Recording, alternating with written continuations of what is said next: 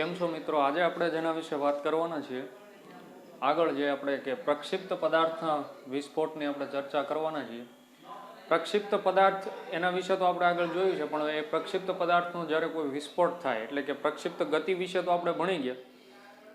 પ્રક્ષિપ્ત ગતિનો આકાર કઈ રીતના હોય એ પણ જોયા, પણ એ જ્યારે એમાં વિસ્ફોટની વાત કરીએ એટલે કે એમાં જ્યારે વિસ્ફોટ થયા બાદ અને વિસ્ફોટ પહેલાંની જે ગતિ છે એની ચર્ચા કરી લઈએ તો આપણને અહીંયા જે પેલા આકૃતિમાં બતાવ્યું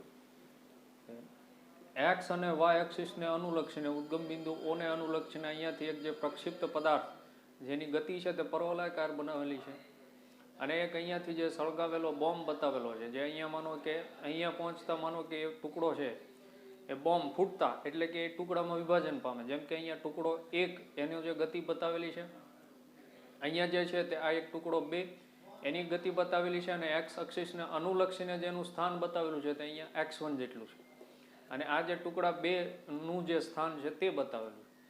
તો આકૃતિમાં દર્શાવેલ ગતિપથ એ એકવાર સળગાવેલો અને પર્વલાકાર પથને અનુસરતો એક પ્રક્ષિપ્ત કરેલો બોમ્બ જે હવામાં ફૂટીને ટુકડામાં વિભાજિત થાય છે. અહીંયા આવતા હવામાં એ ટુકડામાં એનું વિભાજન થયું ટુકડા 1 અને ટુકડા 2માં. આ વિસ્ફોટ થવાનું કારણ એ જે છે તે આ બોમ્બમાં જે છે તે આંતરિક બળો જે દ્રવ્યમાન કેન્દ્રની ગતિમાં કોઈ જ ફાળો આપતા નથી. એટલે કે એ અહીંયા જે બોમ્બનો વિસ્ફોટ થવું એ પણ એ આંતરિક અંદરના જે બળો છે આંતરિક બળોના કારણે છે. બહારનું જે કોઈ પણ બાહ્ય બળ આમાં કોઈ ભાગ ભજવતું નથી. અને બીજું કે દ્રવ્યમાન કેન્દ્ર એ પણ આપણે આગળ જોઈ ગયા છે. દ્રવ્યમાન કેન્દ્ર કોને કહેવાય? તો એક જે કોઈ પણ પદાર્થ હોય એમાં ઘણા બધા જે કણો હોય છે દ્રવ્યમાનવાળા. દ્રવ્યમાન કેન્દ્ર એટલે એ બધા જ કણોના દળનો આપણે જે સરવાળો એટલે કે એનું બધું જે દળ છે જે કે જે બિંદુ ઉપર સ્થિર છે એ રીતના આપણે માનીએ અને જેને આપણે દ્રવ્યમાન કેન્દ્ર કહીએ છીએ. એ દ્રવ્યમાન કેન્દ્રની ગતિમાં કોઈ પણ પ્રકારનો આ જે આંતરિક બળો જે છે તે કોઈ ભાગ ભજવતા નથી. અને બીજું જો એક આપણે બાહ્ય બળનો વિચાર કરીએ તો એક આ બોમ્બ માનો કે પર્વલાકાર પથ ધરાવે છે, પણ અહીંયા જે આ બોમ્બ છે તે આપણે એક એ પણ જાણીએ કે ગુરુત્વાકર્ષણ બળ એ સાર્વત્રિક બળ, એટલે કે આ બોમ્બ પર એક જે પ્રકારનું બળ અસર કરે છે એ જે છે તે ગુરુત્વાકર્ષણ બળ.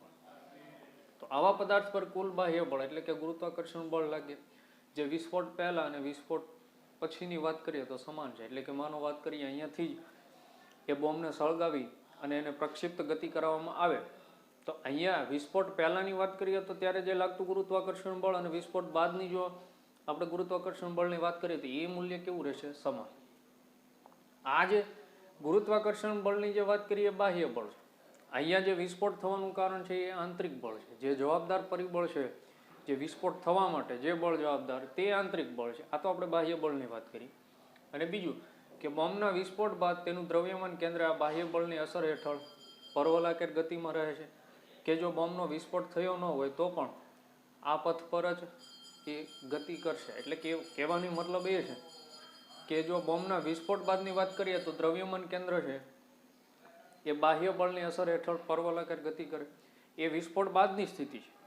હવે જો એવું આપણે વિચારીએ કે વિસ્ફોટ થયો જ ન હોય અથવા તો વિસ્ફોટ કરવાનો જ નથી, આપણે અહીંયાથી સળગાવીને મૂકવાનો જ નથી, તેમ છતાં જો આપણે એને ગતિ કરાવીએ તો પણ એનો જે પર્વલાકાર જ પથ રહેવાનો છે. જે આપણે પ્રક્ષિપ્ત પદાર્થની ગતિ કરાવશું તો એનો પથ છે તે પર્વલાકાર રહેશે. એટલા માટે અહીંયા કહેવાનું એ છે કે જે બોમ્બના વિસ્ફોટના બાદ જે તેનું દ્રવ્યમાન છે બાહ્ય બળની અસર હેઠળ પર્વલાકાર ગતિમાન રહે, અને જો વિસ્ફોટ થયો ન હોય તો પણ આ જ પથ પર ગતિ કરશે. એના જગ્યાએ આપણે તમે કોઈ એક પથ્થર લઈ લો અને પથ્થરને તમે પ્રક્ષિપ્ત ગતિ કરાવો તો તમે એનો આકાર છે તે આ રીતના પર્વલાકાર જ હોય છે. અને એ પણ આપણે પ્રક્ષિપ્ત ગતિ પણ જોઈ છે આના પહેલાં અગાઉ.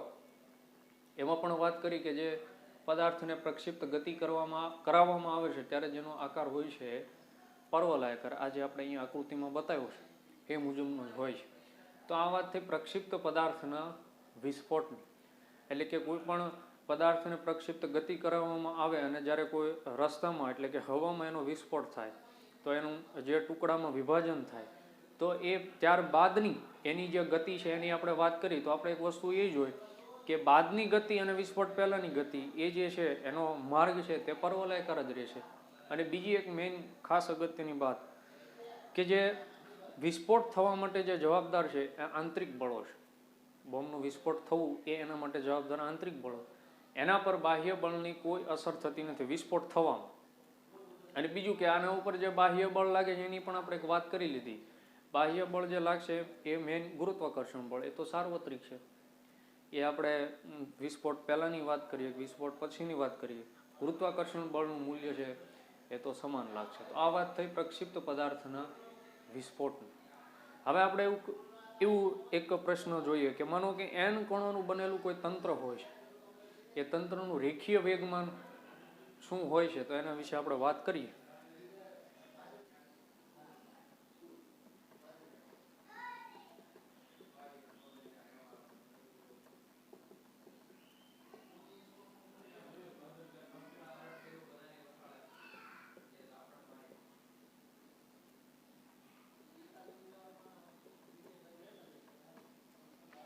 જે આપણો પ્રશ્ન છે કે n કણોનું બનેલા તંત્રનું રેખીય વેગમાન સમજાવો. માનો કે આપણે એક એવું તંત્ર લઈ લઈએ કે જેમાં n કણો છે અને n કણોનું જે દળ છે તે પણ જે કણોનું દળ છે માનો કે આપણે m ધારી લઈએ.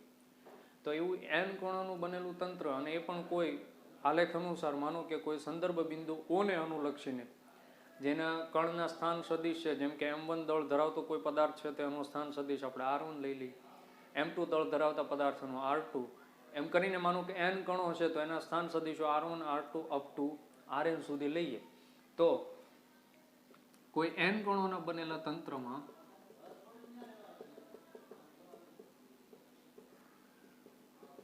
તંત્રમાં ધારો કે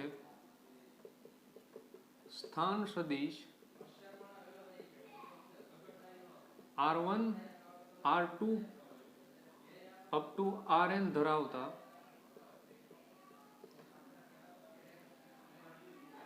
m1 m2 up to mn દળ ધરાવતા n કણોનું બનેલું ધારવામાં આવે તો તંત્રનું આપણે દ્રવ્યમાન કેન્દ્ર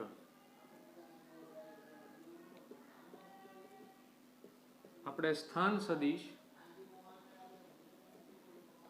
એ જો આપણે કેપિટલ R તરીકે લઈએ, દ્રવ્યમાન કેન્દ્રનો જે સ્થાન સદિશ છે તેને કેપિટલ R1, તો એ થશે m1 r1 plus m2 r2 plus up to mn rn, અને નીચે જે કણો છે તે m1 m2 plus up to mn. એટલે કે માનો કે આવા n જેટલા કણો છે તો કણોનું દળ છે, જેમ કે પહેલા કણનું m1, કણનું m1, બીજા કણનું m2, તો અપ ટુ આવા માનો કે n કણ છે તો અપ ટુ mn સુધી. તો એ જે દ્રવ્યમાન કેન્દ્રનો જે સ્થાન સદિશ છે capital R is equal two m1 r1 plus m2 r2 plus up to mn rn. અને બીજું અહીંયા છે કે m1 m2 plus up to mn, એટલે કે જે તંત્રમાં જેટલા માનો કે n કણો છે તો બધાનો જો તમે દળનો સરવાળો કરો તો તમને તંત્રનું કુલ દળ મળે. તો એ તંત્રનું કુલ દળ આપણે કેપિટલ M લઈ લઈએ અને m સામેની સાઈડ લઈ લઈએ તો mr is equal two m1 r1 plus m2 r2 plus up to mn rn. જ્યાં આપણે એક વાત આપણે લખશું કે જ્યાં કેપિટલ M એ તંત્રનું કુલ દળ છે, તંત્રનું કુલ દળ છે એવું આપણે લેશું. અને બીજું હવે આ જે સમીકરણ નંબર આપણને 1 મળ્યું તે સમીકરણ 1 ની બંને બાજુ સમયની સાપેક્ષે વિકલન લેતા એ જો વિકલન લઈએ તો m del r by del t is equal to m1 del r1 by del t plus m2 del r2 by del t plus up to mn del rn by del t. અને બીજું આપણે એ પણ જાણીએ કે સમયની સાપેક્ષે સ્થાન એટલે કે જે પ્રથમ વિકલન કરતા આપણને વેગ મળશે, એટલે કે m del r by del t is equal to mv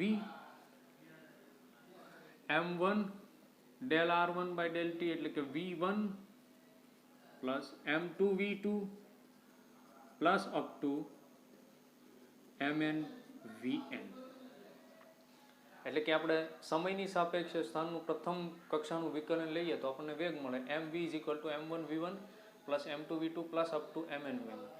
આ જો સમીકરણમાં આપણે v ને કરતા લઈએ એટલે કે જો v એ આપણને શું આપે, તંત્રનો વેગ આપે, એટલે કે n કણોના બનેલો તંત્રનો વેગ જો આપણે લેવો તો એ v is equal to m1v1 plus m2v2 plus up to mn vn divided by capital M.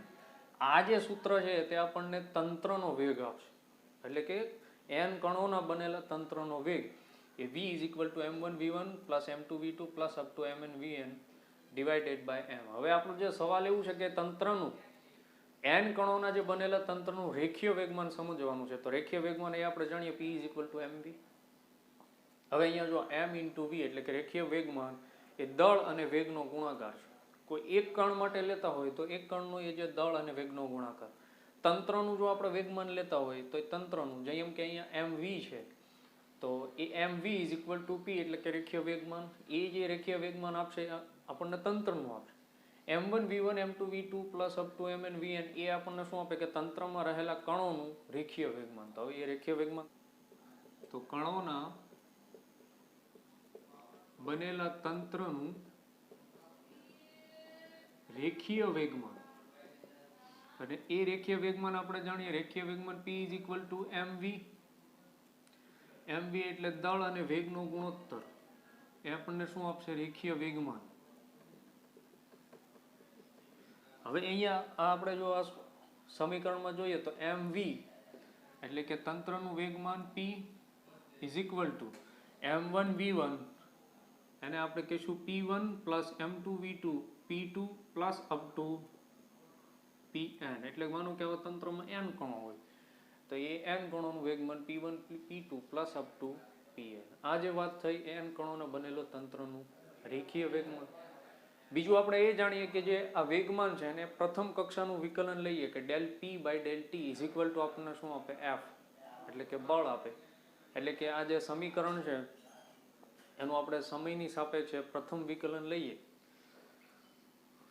તો વેગમાનનું સમયની સાપેક્ષે પ્રથમ કક્ષાનું વિકલન લેતા એટલે કે del p by del t એટલે આપણને શું મળે, f. અને એ જે f હશે f એક્સટર્નલ એટલે કે બાહ્ય બળ, કારણ કે વેગમાનમાં આપણે ફેરફાર ક્યારે કરશું કે m અને v માં ફેરફાર કરીને. એટલે પહેલા આપણે આના ઉપરથી જુઓ કે માનો કે તંત્રનું રેખીય વેગમાન છે એ આપણે ફેરફાર કરવું હોય તો તંત્રનો વેગ, કારણ કે એમાં દળ છે તો અચળ રહેવાનું છે, એવું અચળ છે એવું આપણે લઈ લઈશું. એટલે કે માનો કે એ તંત્રમાં રહેલા n કણો છે તો એ n કણોનું દળ પણ અચળ રહે તો એ જે તંત્રનું કુલ દળ અચળ રહેવાનું, એટલે દળ તો અચળ થઈ ગયું એટલે કે એમાં વેગમાં ફેરફાર કરતા આપણને વેગમાનમાં ફેરફાર મળશે. એટલે કે એ વેગમાનમાં થતો ફેરફાર del p by del t is equal to f external. અને એ આપણે જે ન્યૂટનના ગતિના બીજા નિયમ પ્રમાણે જોઈએ કે જે વેગમાનમાં થતો ફેરફાર એ આપણને શું આપે, બળ આપે. એટલે કે અહીંયા mv m1 v1 plus m2 v2 plus up to mn vn છે તો એ વેગમાનમાં થતો ફેરફાર એ આપણને શું આપે, બાહ્ય બળ. અને બીજું એ પણ જેમ કે અહીંયા p છે એટલે કે del p by del t વેગમાનનું પ્રથમ કક્ષાનું વિકલન. હવે અહીંયા m1 del v1 by del t plus m2 del v2 by del t plus up to mn del vn by del t એટલે કે n કણનો વેગ છે તે del vn by del t મળશે. હવે અહીંયા m1 વેગનું પ્રથમ કક્ષાનું વિકલન લઈએ તો આપણને મળશે પ્રવેગ એટલે m1 a1 plus m2 a2 plus up to mn an. m1 a1 એટલે કે ન્યૂટનના ગતિના બીજા નિયમ મુજબ આપણને શું મળે, બળ. એટલે કે f1 plus f2 plus up to fn જે del p by del t એટલે કે આપણે જાણીએ કે વેગમાનમાં થતો એટલે કે રેખીય વેગમાનમાં થતો ફેરફાર અથવા તો એને પ્રથમ કક્ષાનું વિકલન એ આપણને શું આપે? બળ. એટલા માટે અહીંયા લખ્યું કે del P by del T is equal to F external, એટલે કે એ તંત્ર પર લગતું આપણને બાહ્ય બળનું મૂલ્ય આપશે. અને આપણે જો વિધાન સ્વરૂપે લખવું હોય તો તંત્ર ઉપર જે લાગતું બાહ્ય બળ છે તે વેગમાનમાં થતા ફેરફારના સમય અથવા તો વેગમાનમાં થતા ફેરફારના દર જેટલું હોય છે. અને એ પણ કેવું? સમયની સાપેક્ષ છે. તો આપણે એ લાગતું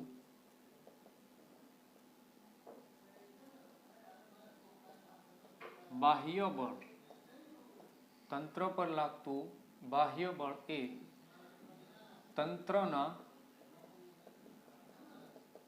વેગમાનમાં થતા ફેરફારના સમય દર જેટલું હોય છે.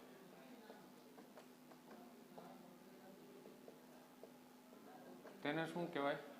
એટલે કે આ નિયમને આપણે વિધાન સ્વરૂપે લખ્યું જે ન્યૂટનના ગતિના બીજા નિયમને અનુસરે છે, જેમ કે del P by del T is equal to F external, તો del P by del T is equal to F is equal to આપણે ma, જે આપણે ન્યૂટનના ગતિના બીજો નિયમ છે. તો આ વાત થઈ n કણોના બનેલા તંત્રનું રેખીય વેગમાન. એ આપણે કોઈ એક અક્ષિસને અનુલક્ષીને જોયું છે, રેખીય વેગમાન. જે તો એ વેગમાનની વ્યાખ્યા છે P is equal to mv, એટલે કે દળ અને વેગનો ગુણાકાર, એ જ આપણને વેગમાન આપશે. આ જે આપણે આખું વાત કરવું એ કોઈ તંત્રનું, એટલે કે માનો કે તંત્રમાં જ્યારે n કણો હોય જેનું બધાનું જે દળ છે પણ એ પણ અલગ અલગ હોય, તો એ તંત્રનું વેગમાન શું થાય? રેખીય વેગમાન. તેની આપણે આજે વાત કરી.